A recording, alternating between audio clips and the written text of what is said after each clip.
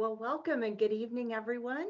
My name is Denise Rotundo, and I am the Dean of the Whaley School of Business at Canisius College. It's my pleasure to welcome you here tonight to Navigating Your Future. We have put together a terrific panel who are going to explore the challenges that we all face in our careers and in our work-life balance. It's actually a subject that's near and dear to my heart because long before I was a dean, I was actually a faculty member, and I did all of my research in looking at career development stress and how people cope effectively with the work-life interface. So I'm really excited about this evening. We're going to no doubt hear some great advice that'll help us achieve our goals and help minimize stress and anxiety and find all the good that we can find in this current environment that we're in. I thought I'd take a minute to tell you just a little bit about what the faculty in the business school and I have been doing over maybe the past year as we've been reshaping our own future. If you didn't know, we have a brand new MBA program curriculum that's been totally redesigned. Part of that program includes a leadership and professional development certificate all of the students get as part of the program because it's embedded in the curriculum. They do leadership assessments, develop a leadership plan for themselves, develop a personal brand statement. They get coaching the whole way through to help chart their career path forward. The student response for that has been fantastic. We are in the final stages of launching a Master's of Science in Business Analytics. And if you're sitting there thinking, I thought Canisius already had an analytics program, they do, but it's data analytics, and that's housed over in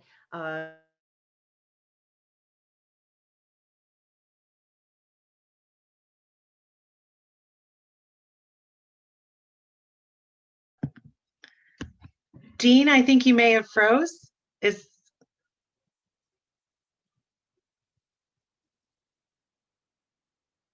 Okay, everyone. I think unfortunately Dean Rotundo has froze and had to leave the meeting. So I am going to take over from here. If she joins us again, we will let her continue. We wanted to thank her for coming on and telling us a little bit about what's going on in the School of Business. But Denise, you are back on. You just need to come off mute. I'm off mute. I don't know what happened, whether it's my connection or not, but that's I'm okay. Sorry. I took over and now you can come. Well, let me do this. Let me just jump in here then and introduce your moderator tonight, who is Jenny Smith, who you've already met. Jenny is currently the gastroenterology executive clinical specialist with Ironwood Pharmaceuticals.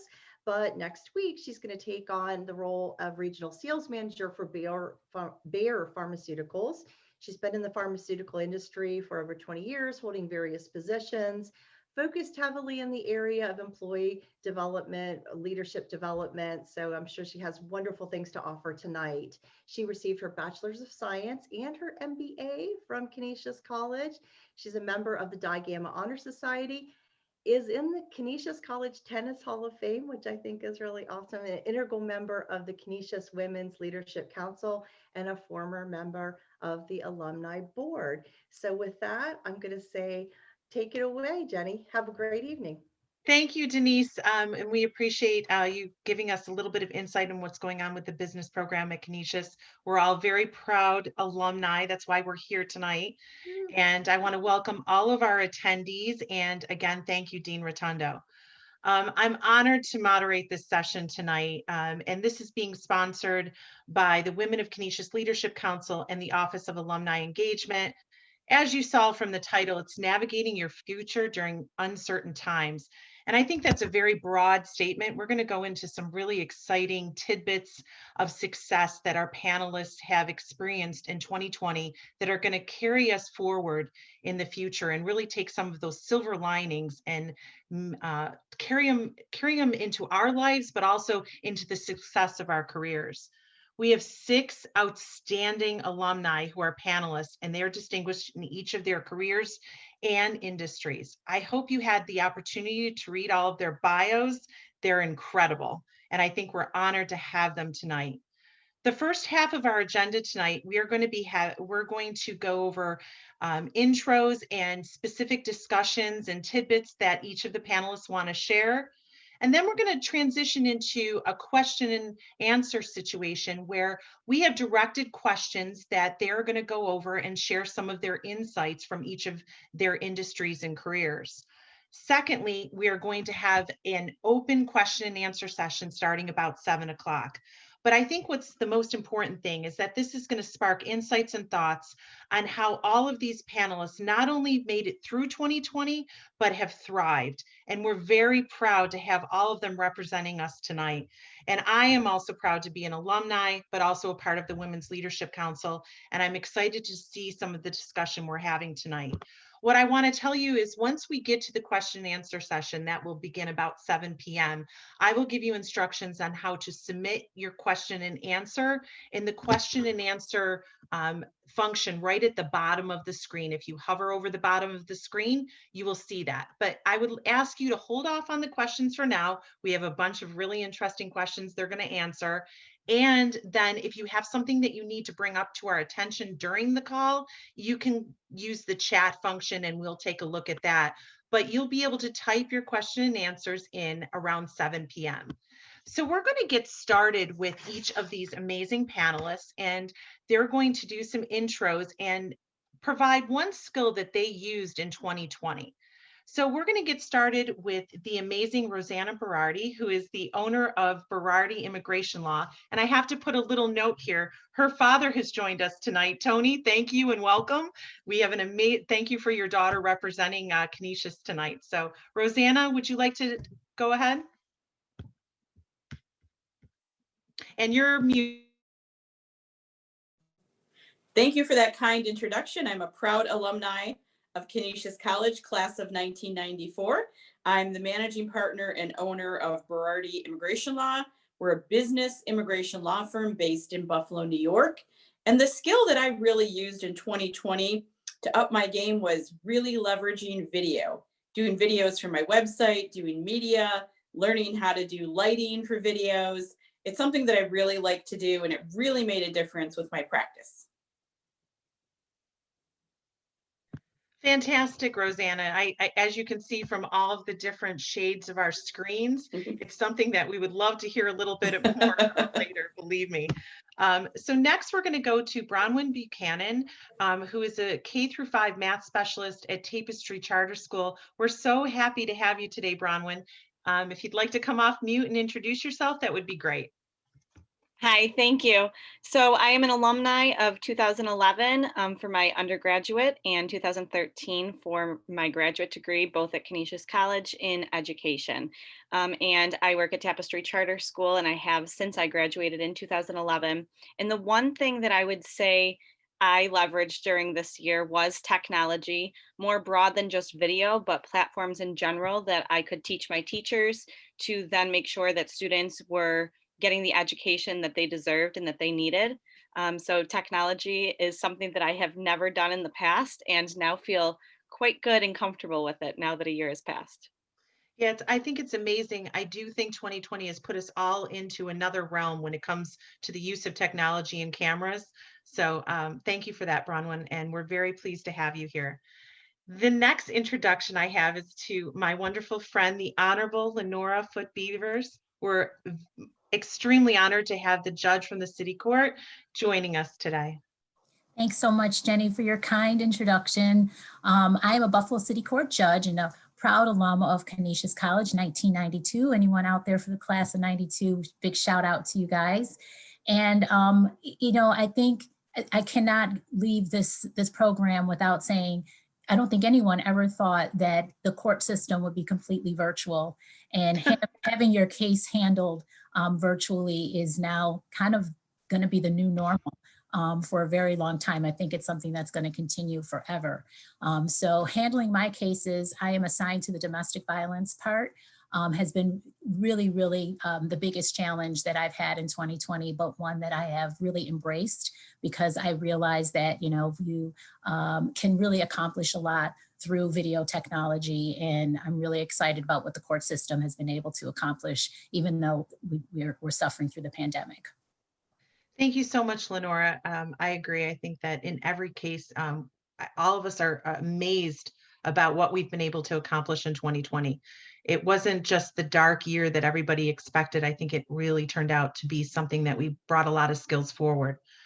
On that note, I'm very excited to introduce Bridget Rendisi, who is a human resource generalist with Pico Precision Products. Did I say that right, Bridget? You did, yes. Okay, good. I looked it up, but you never know. Pico, Peko, P-E-K-O. Yeah, no. Welcome, Bridget. Yeah, thank you so much for having me. So my name is Bridget Rendisi. I am a Canisius College alum of 2010. I am also a current alumni board member. And what I will be sharing with you is how, unfortunately, I was furloughed during the pandemic and then was able to job search as well as network during the time off that I had and land a dream role in the manufacturing industry. So very excited to share that with everybody. Bridget, congratulations. I went through a similar process, and it makes you smile, because when you think it's not possible, it really is. And that networking, I think, was the key to that. Really. Yeah, absolutely. Absolutely. So, and next on the agenda is my friend, Ann Wolozinski. We have worked together for many years, and she is also in the Sports Hall of Fame with me. So I'm pretty impressed with her. She is the Group Vice President of Banking Controls at M&T Bank, and I'm proud to introduce her. Hey, thanks, Jenny. Hi, everybody. It's great to be here tonight. So yeah, I have my undergrad and MBA from Canisius. And I've been at M&T Bank about 30 years now, my entire career, and have had the opportunity to work in a variety of different areas of the bank. Currently, I manage multiple teams in our operational accounting and risk management areas. And for me, the most critical leadership skills during the pandemic were the softer skills. So I really had to up my game around communication and empathy. Fantastic. And I do think that there was a lot of empathy that came across in 2020, because everybody was going through a lot of different things, but I don't think that everything was the same, and you had to really understand how each of your people were handling things and being able to go through things and really respecting that. I'm sure you did an amazing job with that, and we're interested to hear a little bit more in depth of what you were able to learn. And next I have Shauna Zorich. She's a clinical assistant professor, Department of Epidemiology and Environmental Health for the School of Public Health and Professionals, University at Buffalo. That's a lot of words, Shauna, but we're very excited to have you join us tonight. I know you've done some video this last year. I know you noted that in one of our calls, that was your biggest aha moment for the year, but please introduce yourself. Welcome. We're very pleased to have you here. Thank you so much. It's great to be here. So my name is Shauna Zorich, and I graduated from Canisius in the year 2000.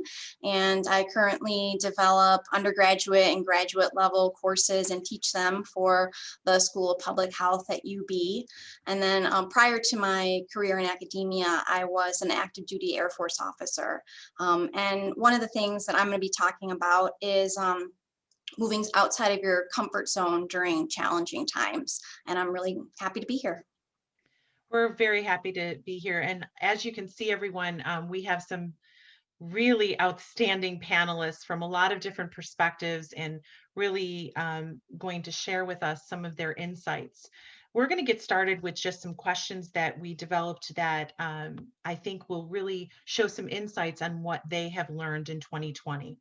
So over the past several months, what skills have you leveraged to balance your work-life boundaries? I think we're going to start with Shauna.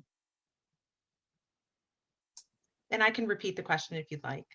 No, that's okay. Thank you. So for me personally, one of the biggest challenges during the pandemic was really balancing that my managing my home life and also managing my professional life as well. I have 3 children, so they're age 12, 8, and 4, and they all attend different schools, and they're all on different schedules. And so our home life can be pretty chaotic. And at one point, it was really important to me to be the most perfect mother, to be the best mother, and also to be the best and the perfect in my professional career as well. But one thing I realized is that those were really unrealistic expectations for myself. And so coming to the realization that I could be a good mother and I could be a good professor and still feel good about what I was doing at home and doing at work, but that I didn't have to be the best. I didn't have to be perfect. That was a really liberating realization for me. And so I really think that it's important for professional women to be kinder to themselves. That's one really important thing I learned during the pandemic. And then another thing that I wanted to mention is that I think it's really important to understand the power of the word no. So in the past, I considered saying no to be a kind of weakness. But as I've become more experienced, I've recognized that saying no is actually a skill, and it's a skill you can use in your professional life, and it's also a skill you can use in your personal life. And so I think that during the pandemic, I was exercising that power more than I ever had before. So for example, I was asked to teach an extra course during the summertime, but I knew that it wasn't a right decision for myself and my family. And so I said no. Now, I do think that there are times when it's important to say yes. So if you have an opportunity that presents itself and it's going to help you with professional development, or it's going to help you advance your career, or it's going to make you a happy person or bring joy to your life, then those are the kind of things that you want to say yes to. But if you're just saying yes to make someone else happy, then you really need to reconsider that. And so that's one really important skill that I kind of really took to heart during the pandemic, and realizing that saying no is okay. So 2 take homes are: be kind to yourself and learn how and when to say no. That's amazing, Shauna. Thank you so much for that. Bronwyn, you were going to add some additional thoughts to this? Yeah, so very similarly, I have 2 children at home, a 5 and a 2-year-old. And so it's definitely nonstop, and we don't quite understand when I need to do work that it means you need to go away. And so that was one of my biggest struggles, is that I was trying to teach classes, I was trying to give professional development to my staff, but I also had schooling for my then 4-year-old, and I had my 2-year-old that didn't understand it, and my husband also is now working from home. And so it was just a really big juggle and very difficult the first month. And so I sat down myself and was like, I have to figure this out. I have to figure it out because it doesn't look like it's going away anytime soon. And so what I did was I decided to look at the non-negotiables for both at home with family and at home for work. And those non-negotiables will be different for everyone. But for me, I needed to make sure that dinner was something that we sat down for together. Didn't mean that I made the dinner that night, but that we sat down for dinner together, and that I had time, at least a half hour with each of my kids by themselves. So those are my 2 big non-negotiables. Not that I didn't have time during the day with them, didn't have a choice, but those were things that I wanted to make sure that I kept intact. And then for work, I needed to make sure that I was still being professionally developed, and it looked much different. We had nowhere to go, but everything was virtual and on Zoom. And so I wanted to make sure that I was still in the know for everything, for my teachers, for my students. And the other thing was that I was still supporting teachers. I wanted to make sure that they felt supported. Even when I was struggling at home, I wanted to make sure that I felt prepped and ready, and that we could find a common time that we could meet and have a good discussion, and not a chaotic, overwhelming one with things going on in the background. And then the other thing, besides finding those non-negotiables and planning for those non-negotiables, is self-care. And I wouldn't say that I do anything extreme. I don't go for pedicures or manicures or go on trips. But for me, it's finding a couple quotes that really strike me.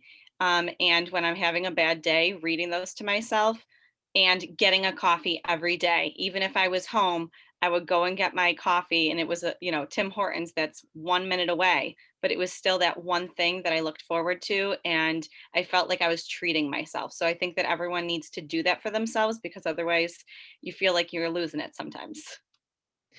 Amazing. And believe me, it's something as small as a quote or a cup of coffee really can make a difference. I love the non-negotiables. I think that's really interesting. Thank you so much, Bronwyn. And Bridget, you are next. Great. Okay. So the key skill that I wanted to focus on was just on learning how to be flexible. And this was never a skill that I ever considered for myself before 2020, but it's definitely something that I had to learn and quickly adapt to in order to keep up with the pandemic and what was going on with home life and just work in general. Just to kind of recap, because I know I said that I was furloughed, just to give you an idea of what happened, I guess really this time last year, was I was working for the Sabres and the Rochester Americans. And in mid-March, obviously we were all told that we needed to prepare to start working from home, which working from home was never something that I had really ever experienced, really only something during a crucial time, like if a contractor was coming over or whatever else. So needing to learn how to be work from home professional and what that looked like with my day to day and how to manage the new normal, if you will. I know I hate that phrase too, but anyways, so was working from home for a while, and then obviously that was in the middle of hockey season. If anybody's a Sabres fan, you know that that's in the middle of hockey season. And then unfortunately, as you probably might have seen in the news, the Pagulas had to make the unfortunate decision to furlough or lay off employees. Now I was one of them. So in April, I received a phone call from my manager saying, sorry, but we can go ahead and morph your job into what we're doing in Buffalo. But we definitely want to bring you back on. So please stay positive and in contact with us. So I went from having a job and then having to work from home and then finding out that I was furloughed and being unemployed. So I had to once again figure out what my new normal would be and what my schedule would look like. It was very terrifying. But then from there, you know, I was reading the news and everything, and there was just so much up in the air with the pandemic. I was collecting unemployment, and I was a recipient of the extra COVID pay. So as you might have seen in the news, there was a lot of negative feedback with the extra COVID pay, which really bothered me because here I was collecting this, but it wasn't my choice to be unemployed. So I felt like I really needed to do something. So at that point, I figured I could not wait anymore. It was the end of the summer. I still hadn't heard back as far as the return to work date for hockey. So I just started networking and trying to figure out what I could do at this point. I did also want to mention that during this whole time, I all of a sudden became sort of the caretaker, if you will, for my parents. I know people were mentioning their children, but you know, my parents are both in their 70s and both have some underlying health conditions, which would make them high risk for COVID. So I took it upon myself to be the one that would go and shop for them, be the one that basically put myself at risk because we didn't have the proper PEE or the cleaning products or anything like that. So having to be flexible with that myself. And also, I did want to mention that during this time, I am in my early 30s and I'm single. So having to juggle what friendships look like and then also dating life. I started dating somebody in the very beginning of the pandemic, literally a week before shutdown.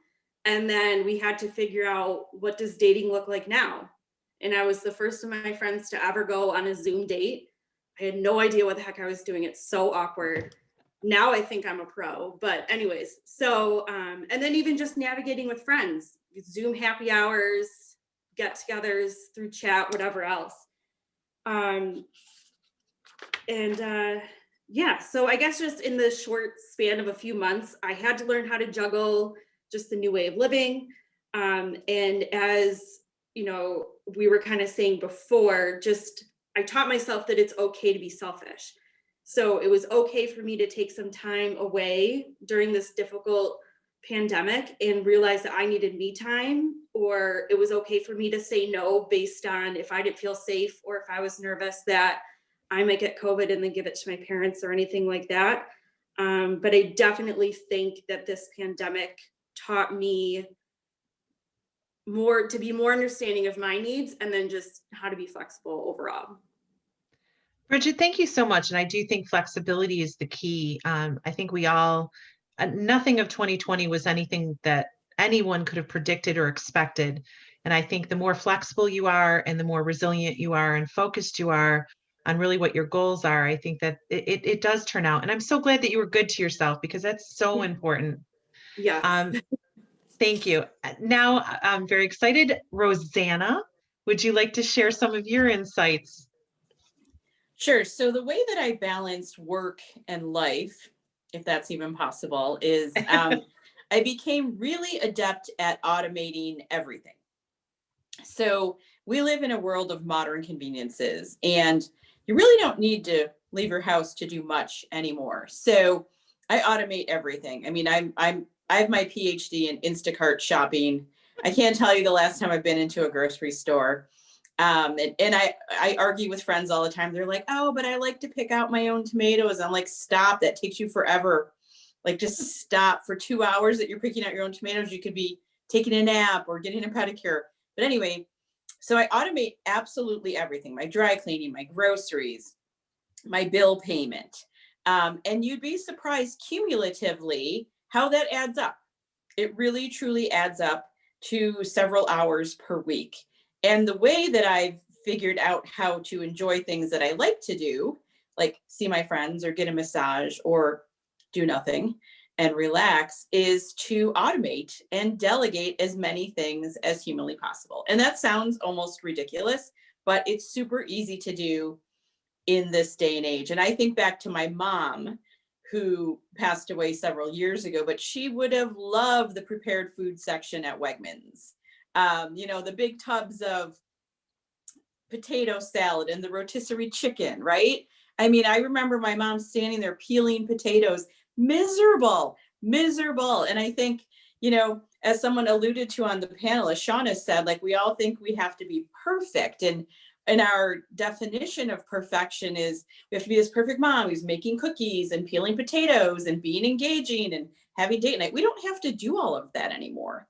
There's so much done for us. So I've really, really have taken a liking to, and it's almost a game now, like, how many things can I automate and not do for myself? So that's my one big tip: automate and delegate. And then I have a 14-year-old who is in front of a screen. Now, luckily, he's at a high school in which they have classes every day, but he's on a screen all the time. And I have fought internally so long with, it's too much screen time. It's too much screen time.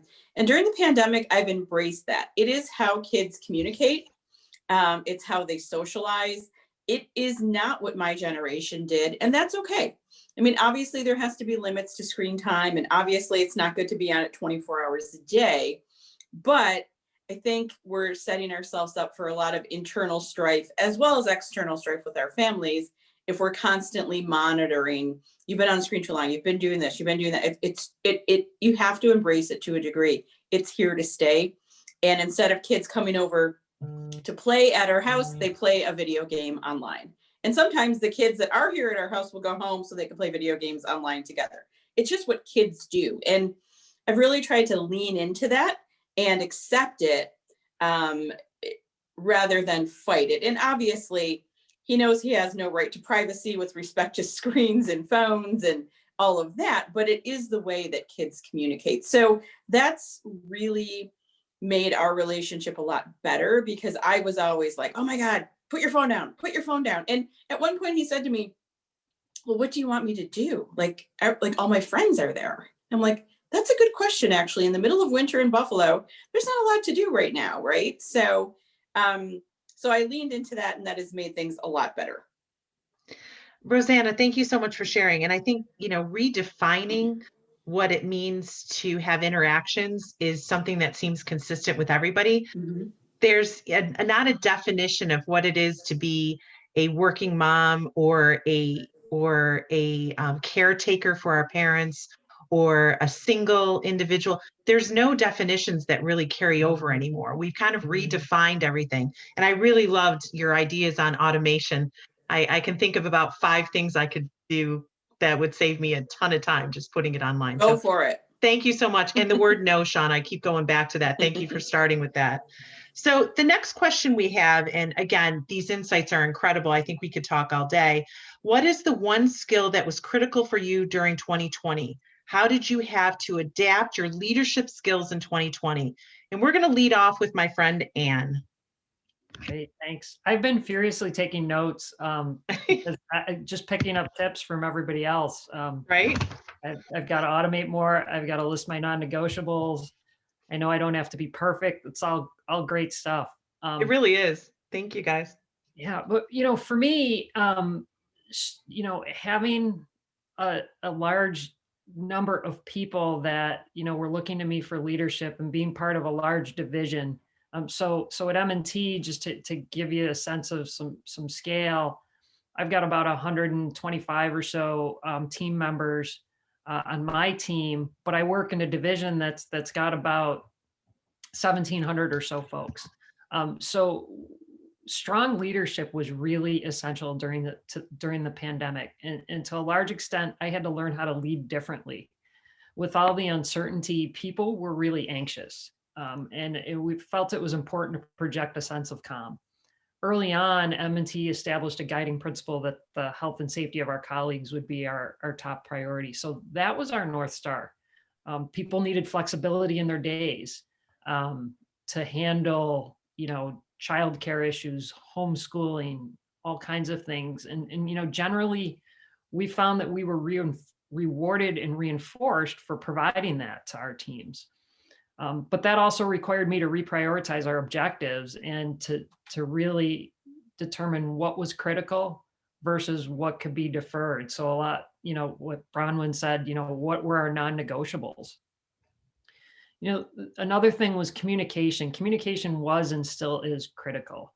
People were scared and they had a lot of questions. What was time off? How was that going to be handled?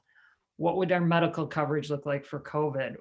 Or do I still have to pay my parking if I'm not going to be coming into the building? I mean, it was amazing to me how many times the parking question was asked.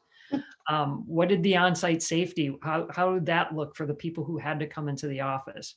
So it was important that we established a regular cadence of communications and meetings, which provided some sense of reassurance and stability. We started having daily and weekly check-ins with teams, and those became more important because you couldn't just walk around and see what's going on and how people were doing. Had to be much more intentional about how and when we communicated. And that's still the case today, both at the bank and with another organization I'm involved in. If we're not communicating, people make assumptions that aren't always true, and that leads to unnecessary anxiety. So I found that people appreciated hearing from me, even if it was to say, I don't know yet, but we're working on it and I'm going to go try and find out. The other thing that struck me was the value of empathy. It's essential to be checking in and connecting with individuals on your teams. Everybody's been impacted in a unique way, be it parent challenges being a parent, challenges having elderly parents, as Bridget was talking about, work challenges. How do I get this done when the dog's barking, when the neighbor walks down the street? And some people were having emotional challenges. I had people on my team, I live alone.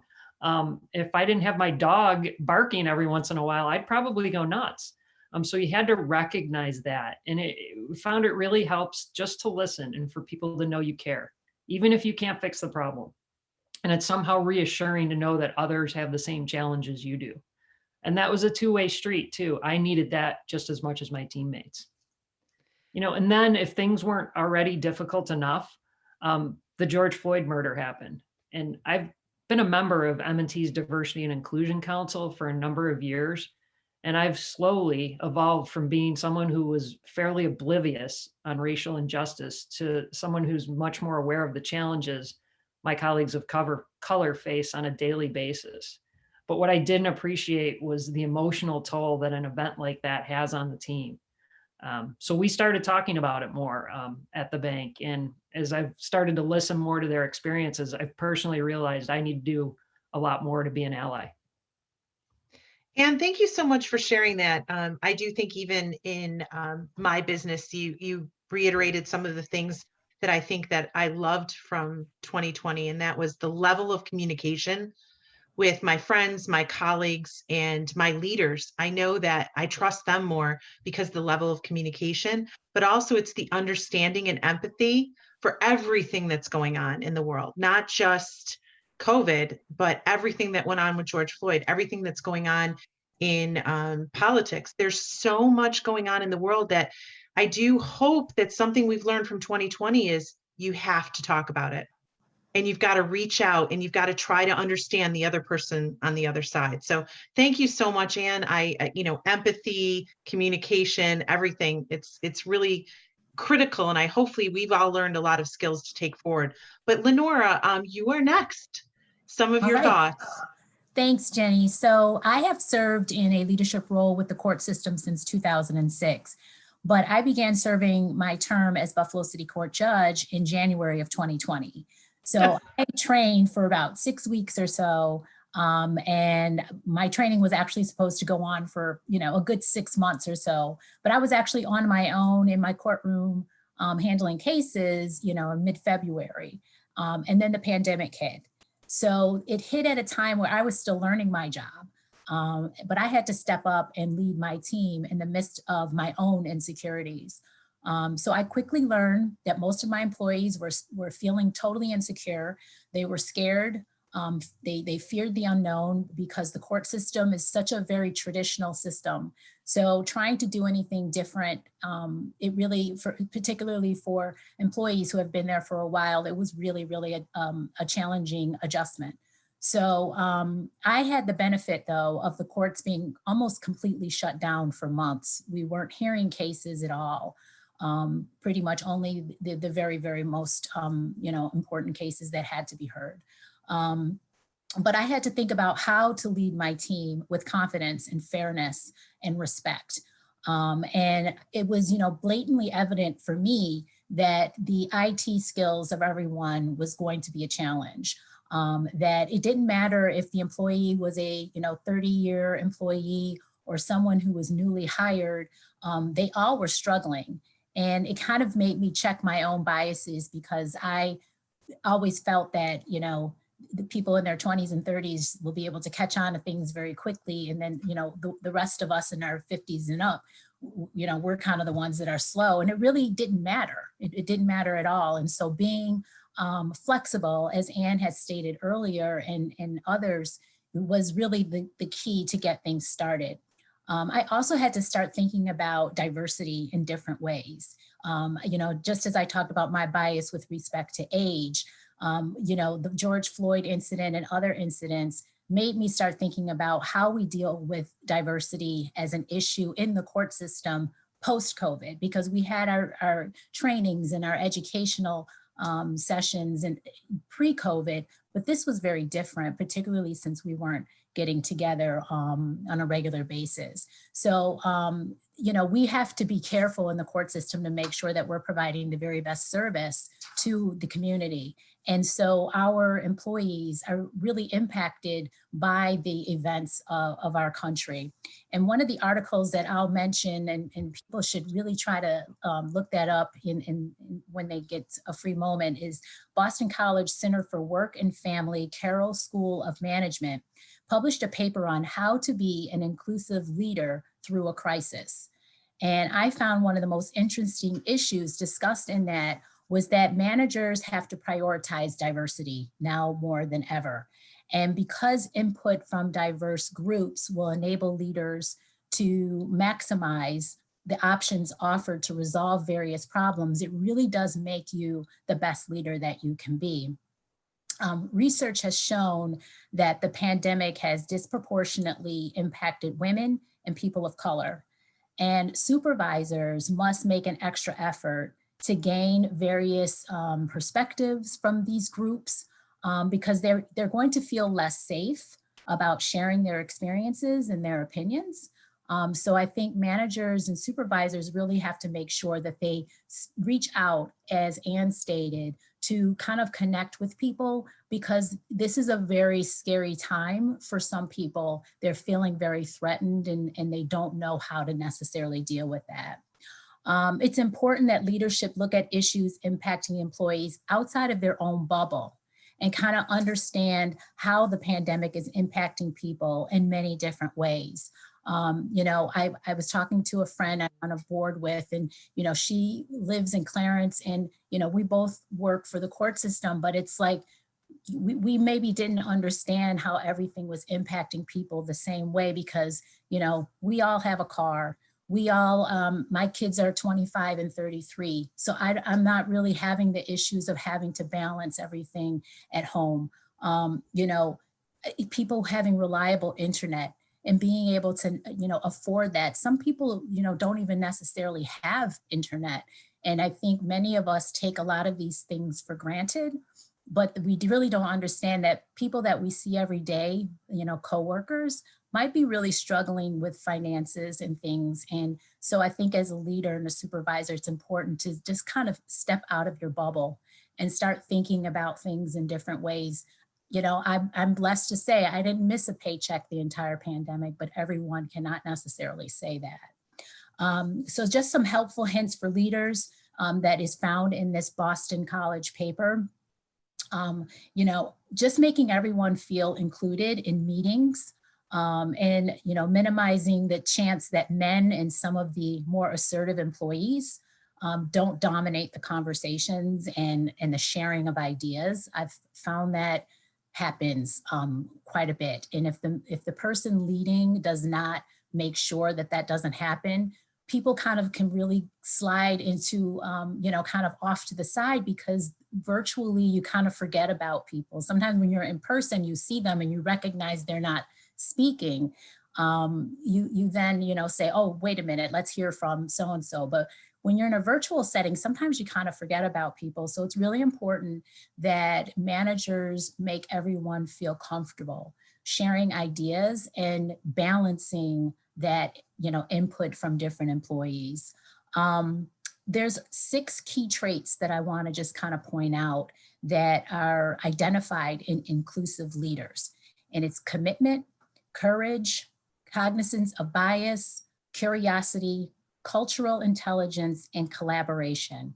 And I also want to add compassion, which is another one that Ann and I agree on. And so just for example, you know, to me, to be a courageous leader, I'm going to discuss the George Floyd matter.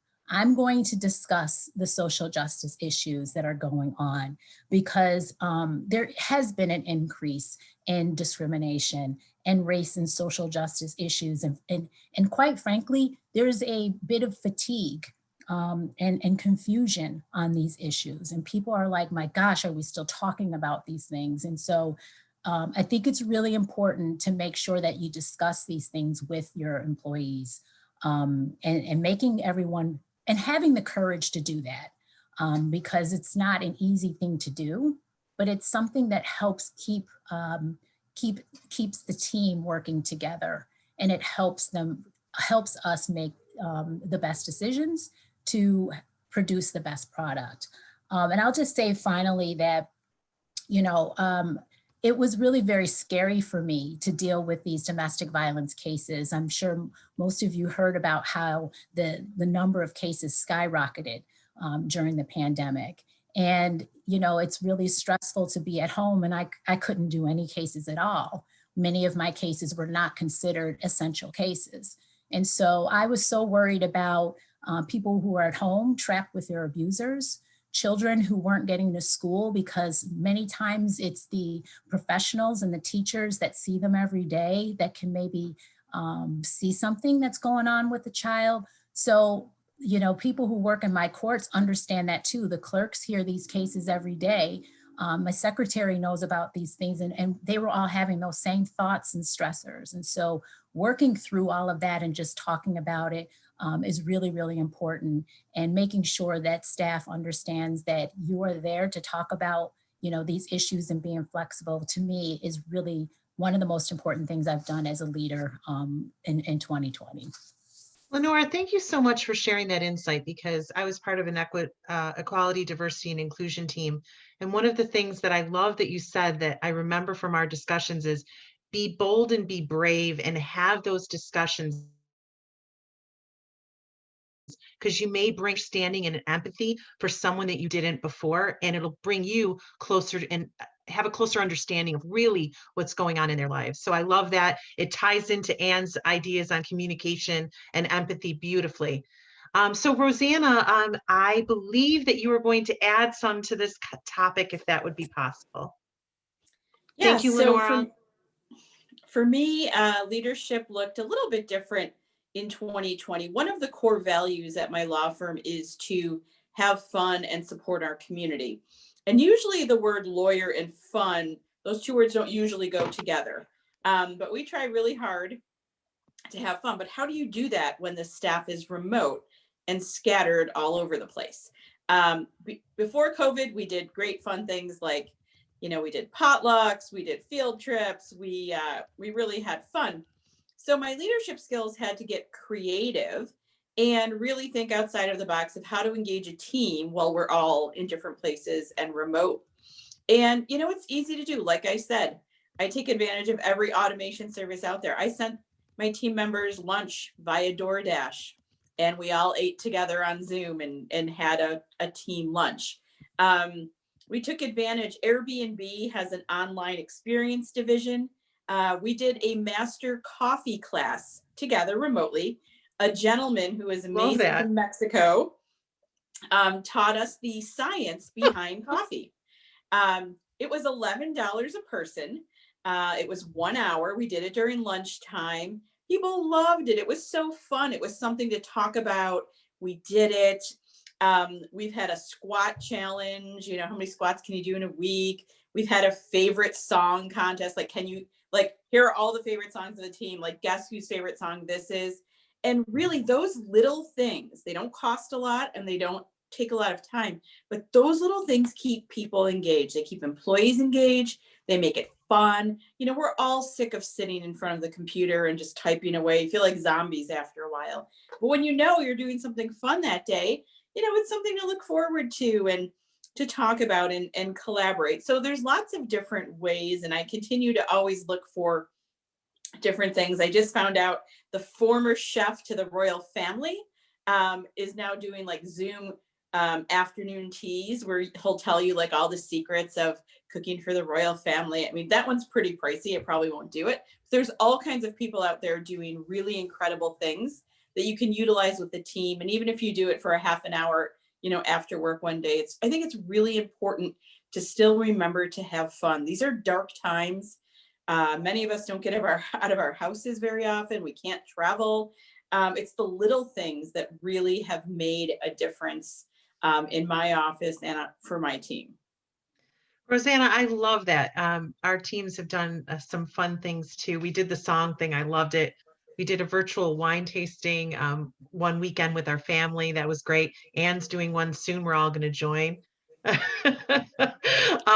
I have to tell you, it helps you get to know everyone better, and you get in a better frame of mind, because in a job like Lenore's, for instance, where you want to help people and you want to understand, well, the first step in that is understanding yourself and understanding your employees. And I think all of you are doing such an amazing job in doing that. So thank you. I'm going to go over to the next question, but I just want to thank you so much for all of your input here so far.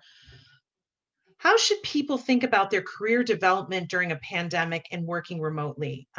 This was something that I addressed this year and changing my job next week. It'll be very exciting, but I know Bridget, you definitely were a great example of this. So we're going to start with you.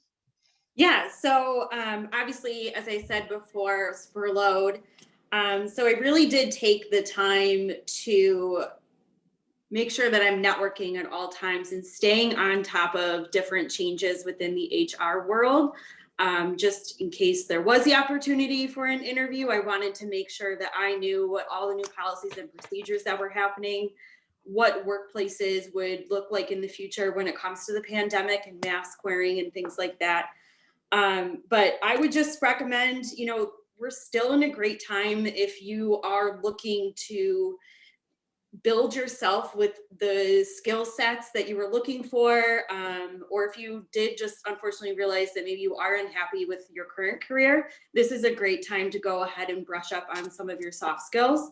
I know obviously now a lot of things are virtual, so it can be very easy for busy parents to go ahead and join in on some of these virtual classes. And that being said, I personally also love the fact that some of the stuff is virtual because it cuts down on your commute time and you can just tune in just from your couch or whatever else. So like I said, networking is more important than ever.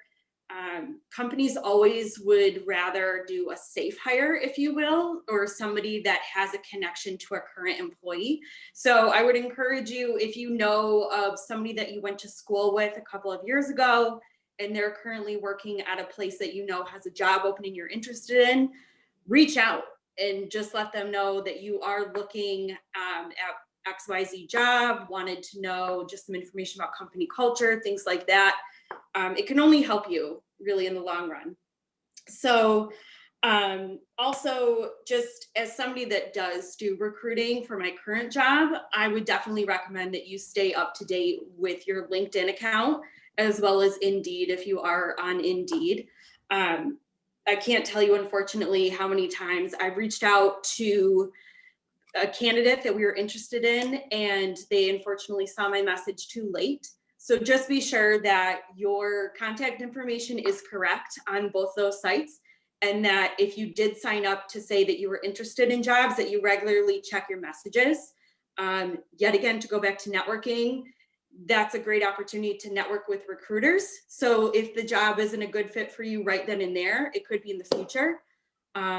I certainly have resumes in my pipeline that I know when there is a job opening for a mechanical engineer in the manufacturing business in 6 months, I have a couple people that I can contact and say, hey, are you interested at this point in time? So definitely something to think about. And I did also want to bring up, I know Rosanna had mentioned the coffee class. So there are a lot of virtual classes available that are free or at a discount right now.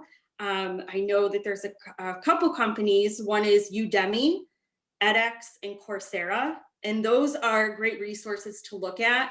They may offer classes on Excel. So if you are not good at pivot tables like myself, you can certainly go ahead and learn basic skills on Excel and therefore go ahead and brush up on that. And I don't know if anybody is from Rochester, but there is a place called Rochester Brainery. I'm sure that there's something similar in Buffalo, but they offer fun classes like cooking classes, photography, jewelry making. So even just kind of what we've all been saying, still make it fun. And that's also, those classes are something that you can add to your resume to help you stand out a little bit more and make a deeper connection with the recruiter or the hiring manager. And lastly, I guess your resume obviously is the most important tool that you could possibly use when it comes to job searching. I cannot stress enough how it's very important to proofread and make sure that words are spelled correctly and that things make sense. So definitely have somebody else read over your resume and read it over again and read it over again. There is absolutely nothing wrong with Googling a job that you're interested in and seeing what other people's resumes look like so that you can kind of take some pointers from those resumes and add it to yours to build yours up. You should always just have a basic resume and then just be able to tailor it to whatever job you are applying for. So your resume is going to change basically depending on the job that you are looking for, if that makes sense. The other thing, this might sound silly, but please reconsider your email address. If it's something that is super embarrassing or inappropriate, I'm probably not going to call on you for a job. I don't know why people still have these strange email addresses that they thought were funny back when they were 16 years old, but yeah, so obviously you can create a Gmail account for free. Go ahead and just make a basic one, brandc@gmail.com or whatever, and you can just have all of your recruiting emails and job searches just go to that email, and then you can use your fun, inappropriate email for your friends and family. The last point that I wanted to leave everybody with, because this is something that I learned a couple of years ago, and it definitely stayed with me and helped encourage me to keep going was that, and this is very interesting fact, that men actually apply for positions if they meet around 60% of the requirements. And women will only apply if they meet 100% of them. So really the answer is apply. You never know what connection you're going to make with the recruiter or the hiring manager. And a lot of the stuff that we put on job descriptions can really just be taught on the job. And nobody's ever going to have 100% of those job descriptions and also meet the salary threshold. So I hope that helps.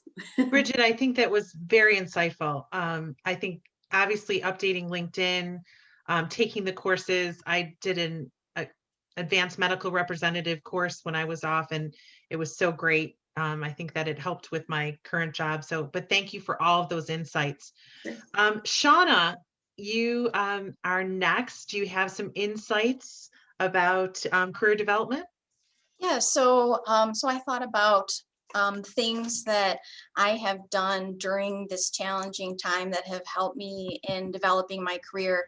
And I think that one of the things that people can do is, if you can take a challenging time and somehow turn it into an opportunity for yourself, then this is really going to work for your benefit. So I think one important area of opportunity that we can kind of look for is ways to be nudged out of your comfort zone. So I think everyone likes to stay in their comfort zone. We like to continue doing things that we're good at. It's just, it's a good place to be. But if we don't challenge ourselves, if we don't try new things, then we're really not going to be able to develop ourselves professionally. So one way I allowed myself to be pushed out of my comfort zone was agreeing to be a subject matter expert for media relations for UB in terms of the pandemic. And this wasn't something that I really wanted to do. For me, it's not no problem to stand up in front of 250 students and lecture, but thinking about going on the radio or going on television, it was just something that seemed challenging to me and made me feel nervous.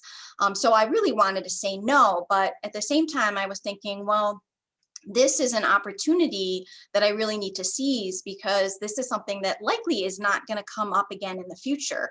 And so when I wanted to say no, instead I said yes. And so I said yes, and I ended up doing a number of interviews for print media, but I also did some radio interviews and a TV interview as well. And it ended up working out okay. It wasn't something that I necessarily enjoyed doing, but once I had done it, I felt satisfied that I had done something that I thought was going to be challenging, but I had done it successfully. And also now this is something that I can add to my CV. So the CV is what us academics use in lieu of a resume. And so I can add this experience to my CV, and it's going to help bolster me when it comes time for me to be looking for promotion. So, kind of the bottom line is, if challenges arise, see how you can kind of turn that in your favor, or flip it in your favor. So instead of it being a challenge, it's actually an opportunity. And some of those best opportunities might be the ones where you're asked to be, moved outside of your comfort zone. Shauna, that's very insightful. Thank you so much. I think coming out of our comfort zones, all of us did it in all different ways in 2020, but I think that was amazing for you. Thank you for sharing. So we're going to go to Lenora and then Bronwyn for this. So Lenora, your thoughts? All right, I just want to quickly say, don't abandon your plans just because of the pandemic. If you didn't have a strategy pre-COVID, you definitely need to get one. And I think sometimes when you're going into the office every day and all of that, you kind of naturally start thinking about what you want to do next. But, we have so much more time now, we're not traveling, we're not going out to dinner, we're not doing a lot of these things. And I feel like this is the best time to start thinking about what are your next steps and really kind of charting that out and creating your strategy. I know for myself, I'm taking some classes. I want to learn more about diversity, equity, and inclusion. So I'm taking a couple of online classes. And so I think my husband's looking at me like I'm crazy, because he's like, "You're what?" I'm like, "Yeah, I might as well. I have a lot more time." And, it's something that I'm interested in, but it's also something post-retirement that I feel that I'll be getting more involved in. So, you know, it's kind of like my plan for when I do retire. So I mentor a lot of young attorneys, and I feel that the best thing that you can do at this time is try to plan what you want to do next, and then start figuring out what the steps you need to take in order to achieve that. And for people who are my age, I feel that it doesn't stop. We still need to have our plan going forward, even though, you know, we're kind of like toward the ends of our careers, we still will be doing something post retirement, and that you need to get that plan now. What a better time than now. So that would be my suggestion. Lenora, that's excellent. I think taking the time to plan is something that we should all be doing. And I do think just because our schedules have changed doesn't mean that we should be completely off kilter. Kind of get back on the path, make sure you have a path. It's just a little windy right now, but definitely get back on that path. So thank you so much for that insight. Bronwyn. So the one piece of advice that I would give is that if you are struggling with career development since the pandemic, really look at the purpose of your job, because the description very well may have changed. So in my situation, being a K-5 math specialist, you know, on the sheet that I was hired, it said that I'd be doing observations, gathering data on students, building up the curriculum vertically, all of these things, but they can't be done if there is no school, and we don't have a way to get the teachers teaching. And so I had to really change my lens of what my job was for. And my job is to support the students, support the teachers, and in this case, support the now teachers of parents at home. And make sure that everyone is able to learn. And so that's why I took the route of technology.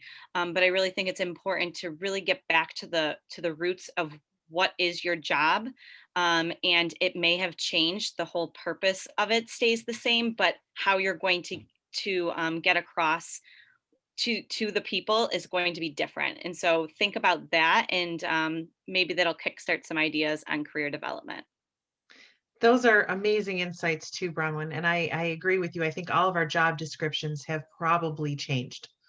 You know, hopefully our plan hasn't changed, right, Lenora? But I think that our job descriptions have changed. Shauna, you seem like you went in a completely different direction there for a while. So that's fantastic.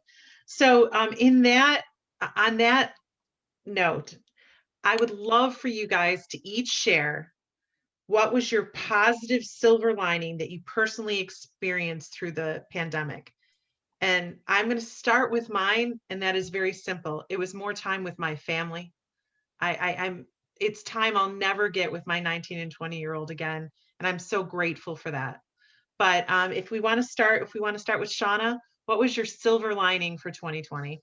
Yeah, my silver lining is very similar to yours. With my 3 children, they're always going in so many different directions, and we're always having to drive someone somewhere, sports and rehearsals and birthday parties.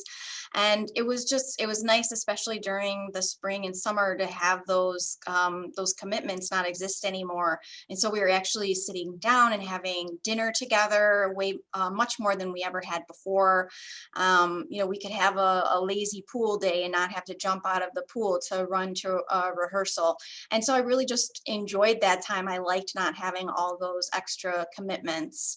And so that's definitely my silver lining. Fantastic. Bronwyn? Mine would also be the same. Family. I was lucky enough to stay close with both my set of parents and my husband's set of parents. And I have never spent so much time with them because I have no one else to hang out with. But it's time that I'll never get back. So not only my children, but my parents. Awesome. Rosanna? So I discovered how many beautiful places there are in New York State that you can get to by car. Over the summer, I really explored. We love to travel. My family travels constantly, and it was really hard at first to not be able to go anywhere until I realized, what am I talking about? We live in New York State. We've got the Finger Lakes, we've got the Catskills, we've got the Adirondacks. So we changed the way we traveled and had some amazing experiences that we wouldn't otherwise have, going up to Lake Placid and the Adirondacks. I rented a lake house with some girlfriends in the Finger Lakes for a long weekend. Nice. and so fun, so easy, but I would never have done that because we always think we have to get on a plane and go to New York or go to Boston or go to Disney, but we really do live in a beautiful state and it's easy to do. So I'm really appreciative, again, additional time with my family, having those experiences, but also really just, loving where you live and embracing that and enjoying it. Rosanna, I completely agree. That's fantastic. Lenora. Personally, I have to echo what everyone said, spending time with family. And I too went to the Thousand Islands for the first time and drove. My husband and I hate driving. So we had to suck it up though and go because we were going crazy. But it's so beautiful. And so professionally though, it's been spending time with some of the ladies that I'm on some of the organizations with, that we've been able to talk about the social justice issues. And then I've been with some other groups and being able to share, like watching 13th together and then having a discussion, watching the first coalition rainbow, different things that we can talk about community, we can talk about diversity, we can talk about social justice issues. That's been really great. It's a silver lining to some really horrible things that have happened, but it's something that has helped us all better understand each other. I completely agree, Lenore. It's nice to have that connection that has been developed because you're forced to talk virtually with people maybe that you didn't have an opportunity to before, and definitely addressing things with EDI, et cetera. So fantastic. Anne, silver lining for 2020. Yeah, well, I was able to get to the golf course faster over the summer from home versus from downtown. But I'll stick with the theme family. So my mom is 84, and I really enjoy spending time with her. But I've never really been able to have lunch with her during the week, and we don't live very far apart from each other. So to be able to call her up and say, hey, I've got 45 minutes. Do you want to come over for lunch, or I'm coming over? It really means a lot to her. And, given her age, when I would get home and get through what I needed to do during the day, she's just got so much more energy midday. So really thankful for that extra time with her. That's great, Anne. And Bridget? So yeah, I guess I have to keep with the theme of family, of course. No, but I think too, just as somebody, I've always struggled with anxiety. So this past year has really taught me more about coping with anxiety, and that really good things can come out of horrible situations. So the fact that I lost my job and then was able to find something else, there was a lot of tears and wine that was used during this past year to get through that. But I definitely learned that I am a strong, independent person, and things do get better. And thank you so much for Bridget. And I love the whole family theme and the travel theme. Those are two of my favorite things. I think some of the most challenging times in our lives are some of the times we can look back on that we had the greatest amount of growth, the greatest amount of joy. And I definitely think the word is grateful. I think I'm all grateful for all of you, but also for all of the people that I've had to interact with in 2020. So I think that that's huge. And I agree with you, Bridget. It's the challenge that you got through it, and it made you stronger. And I do think 2020 has made us all stronger. So what I was going to do now is I was going to open up the question and answer. It's a little bit shorter than we anticipated. It's about 20 minutes, but I want to make sure we give the opportunity for some of our guests to ask us some questions today. So what I'm going to ask you to do is there's a question, if you hover over the bottom of your screen, there's a question and answer pop-up. I would love to see some questions in there. We've already got one, but if someone wants to type in something while we're doing that. And the first question is, what is some of the things that you did to secure yourself financially in 2020? Let's see, Anne. So, fortunate in that I didn't miss a paycheck either, but I think, really just enabled me to save some more money. You know, wasn't spending as much money going out to eat, wasn't spending as much money vacationing, less travel. So, you know, I think really just stocking it away. And I would say, you know, it's just as important. You need to prioritize taking care of yourself, and taking care of yourself means taking care of yourself financially as well.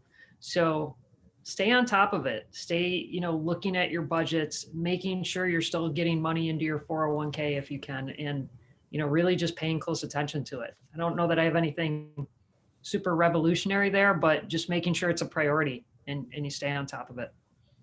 Does anyone else have something to share? Rosanna? Yeah, so as a business owner, what I've learned over the last couple of years is to really understand your numbers. You can't look at your top line and say, oh, I'm making money. My favorite analogy is the top line is like a bag of spinach that you buy at Wegmans. It looks big, it looks like it's a lot.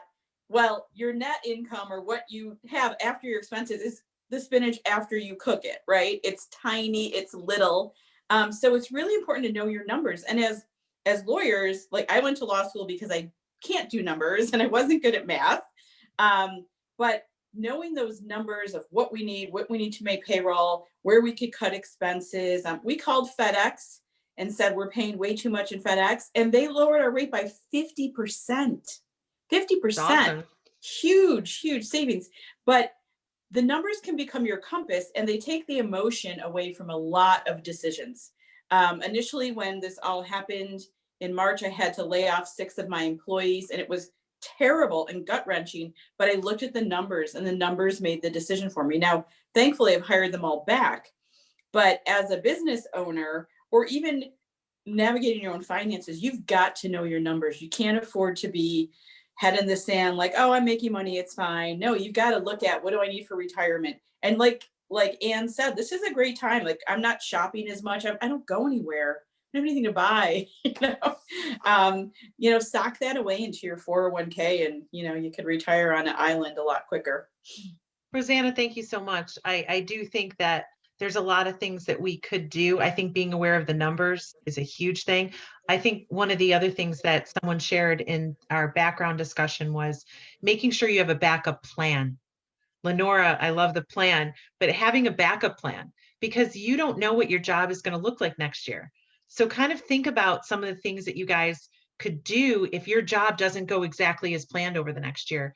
That's how I ended up getting my job next week, because I thought there was going to be a change in my industry, and there wasn't, but I found a better opportunity. So does anybody else have anything to share regarding financial security, and maybe one tidbit that they did in 2020 to make sure that they were secure? I'll just, This really isn't. oh, go sorry. ahead. Go ahead, Bronwyn. This isn't really so much my tidbit as my husband, because even though I'm a math coach, he has his master's in math as well. So, but the one thing that we have done since the beginning, so not just pandemic, is there are spreadsheets out there that do all the work for you. And so Automation. Yep. And so if you can look at that, it's really interesting. Like, our thing is our grocery bill, of all things. It's not even eating out, it's our grocery bill that always does us in. But it's really interesting to see, like, where your money is going. And if you are laid off, are you going to be okay for a few months? And so I would say put your numbers in a spreadsheet and see where you're spending the most, and see where you can cut back. Fantastic. Anyone else before we go to the next question? Okay. How do you stay motivated working from home? I thought that was a great question given by Anna Costa. So, Shauna. So I've actually been pretty lucky in that I have been able to have access to my office, but still being in my office, I need to find motivation, because there's no one here really. It's very much like a ghost town. So one thing that I've done recently is I've started to trying to take on healthier habits, like exercising and eating healthy. And so I just think that making sure you're taking care of your full self is is really important. When I am home and the kids are home and the dogs are home, that can be difficult. But I think that sometimes you just have to take that little break for yourself.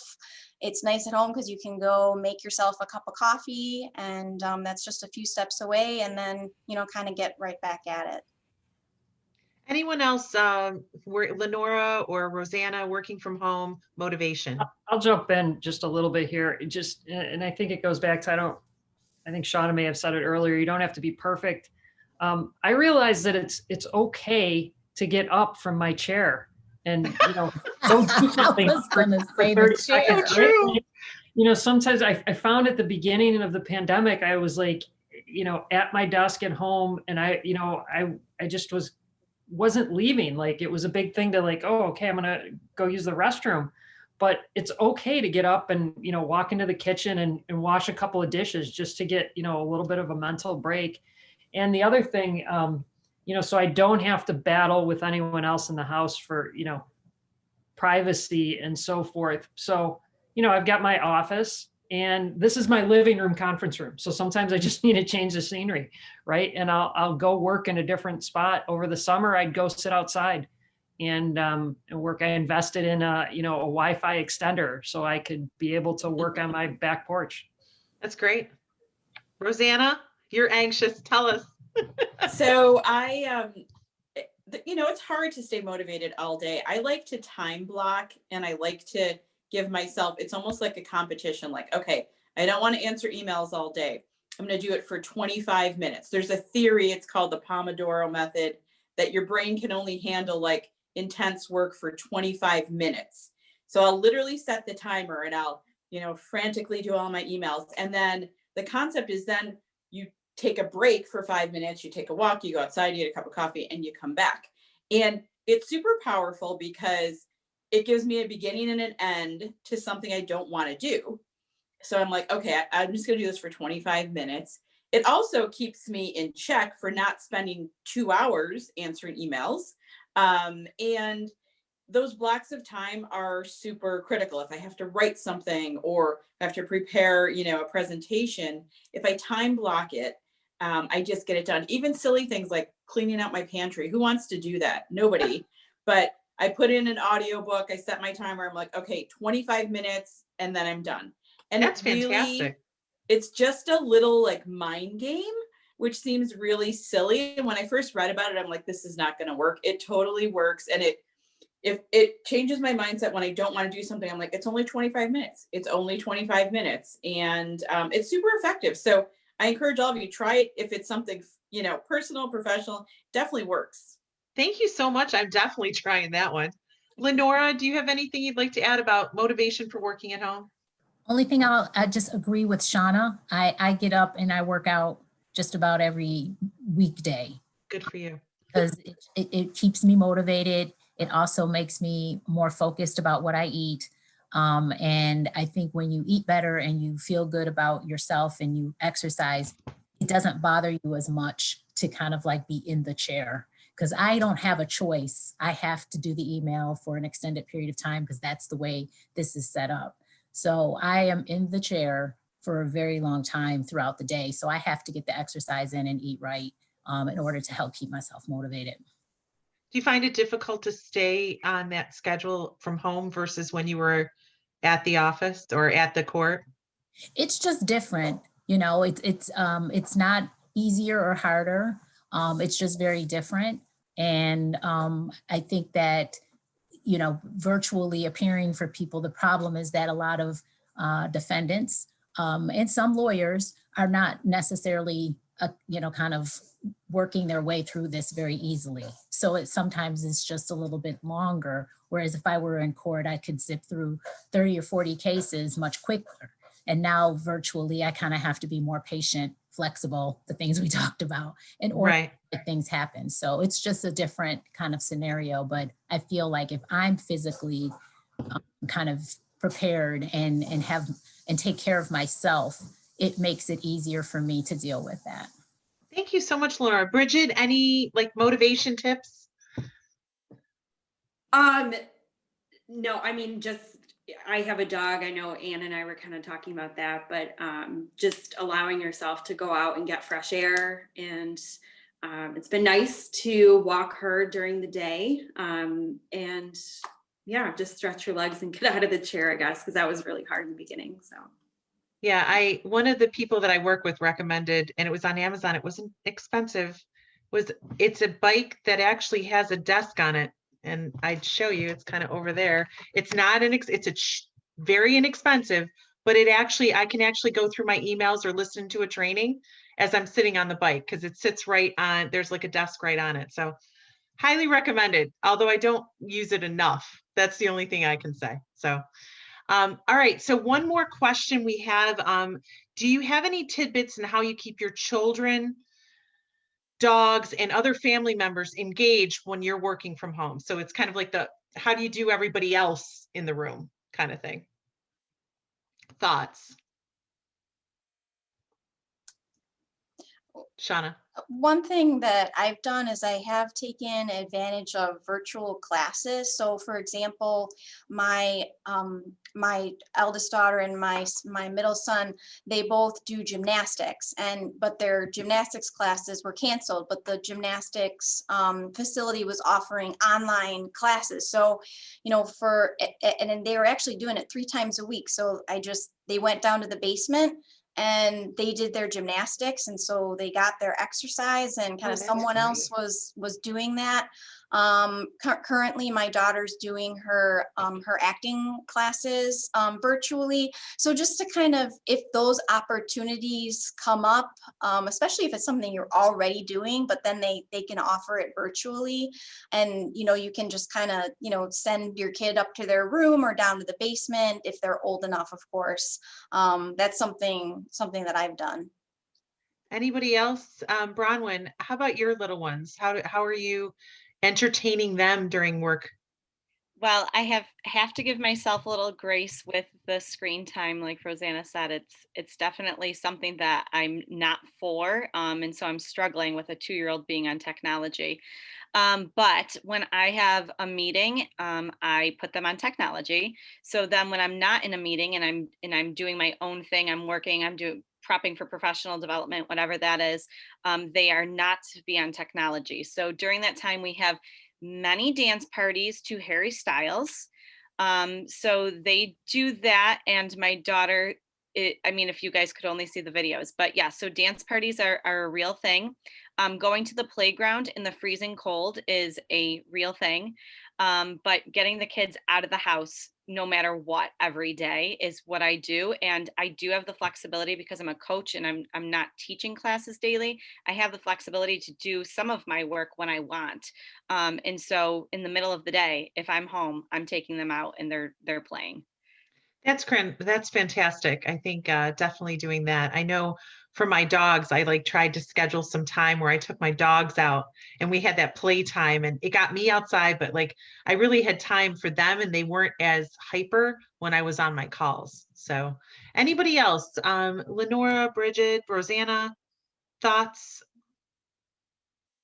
Okay. I have little ones. It's just me and hubby. So if I How did you keep him engaged? It's like he's at work when I'm in this chair, so it kind of works out because he still goes to work, so he's not during the day. I say that jokingly, but I think one of the challenges too is when you know, when you're married or you have a significant other and you're not used to being in the same house all day long. I think that you have to learn some patience in that, because Absolutely. Definitely it's a lot of time you're spending together. And you know, we tried to find things that we would do together and shows we would watch, but then we would try to find our separate shows. You know, we played a lot of cards, different things, but I do think it's something to consider, is that it's patience, because you're not used to being with that person that much. It could He be a still good has thing. to go in. Yeah, it could be a good thing and it could be a bad thing. So I think it's patience with yourself and with others. And I think even with my parents, my mom, I swear she thinks she can call me anytime during the day now. And I still am on a schedule. Bridget, and Ann, I'm sure you're the same way, is that they think we're not working. Yeah, We are. yeah, so. definitely had a little bit of that, but I think the one thing I'll say too is that everybody understands, everybody's got something that they're dealing with. So I think that's one thing we should all collectively be proud of, is that we adapted pretty quick to, I mean, I remember being in a meeting where, my HR business partner, God bless her, she flipped her camera on and her 2-year-old was sitting on her lap for the meeting. And I was like, you know what, good for you. You're doing what you have to do. We've all had the barking dog in the background, the kids jumping in on calls, all kinds of things happening. So I think it's good that we're all learning to cut ourselves some slack on that stuff. I thought the best insight that I heard on that, Anne, was one of the vice presidents was doing a general counsel call with the entire company. And his wife came in the room and she had not realized that he was on camera. And it wasn't anything obnoxious, but it was funny. And he said, you know what? The biggest thing is now you've all met my wife. And I thought he was just so relaxed in saying that. We have to be willing to be a little bit raw and to be flexible and to be understanding. And I think that hopefully 2020 has taught us something like that. And I think, in all the insights we've learned today, and I've learned so much today, I think flexibility and really keeping on a plan, and Rosanna, so many positive having fun with what we have available to us. Bridget, having that courage to find a new job. These are all things that I think we can just take forward. And I hope everyone has had a chance to learn today. We're coming up on the end of this amazing call. And I first of all, closing comments, I have learned so much. I appreciate all of you. I want to thank Dean Rotundo. I want to thank Aaron Zach from the Office of Alumni Engagement for really guiding us through an amazing call today, and for sponsorship from the Women of Canisius Leadership Council, especially our panelists, Shauna, Bronwyn, Lenora, Bridget, Rosanna, and we couldn't have learned more from you. And I also want to thank our committee, which was Karen Antonelli, Marianne Bukowski, Bonnie Sawinski, Anne Marie Russo, Julie Ehrman, and Anne Molazinski. But most of all, I want to thank Canisius, because I think we're all here because of Canisius, and that just makes me smile. And just know we're all in this together and we're here to support each other. And you've just met 6 amazing alumni who I would be surprised if you didn't have a chance to reach out to them in the future. And I'm sure they'll be open to that. So thank you so much, everyone. This has been a great evening. I couldn't say enough. I wish you all the best in 2021. And thank you again. Thank you, Jenny. Thanks. Thank you for having us. Thank you. Thank you. And bye, Tony.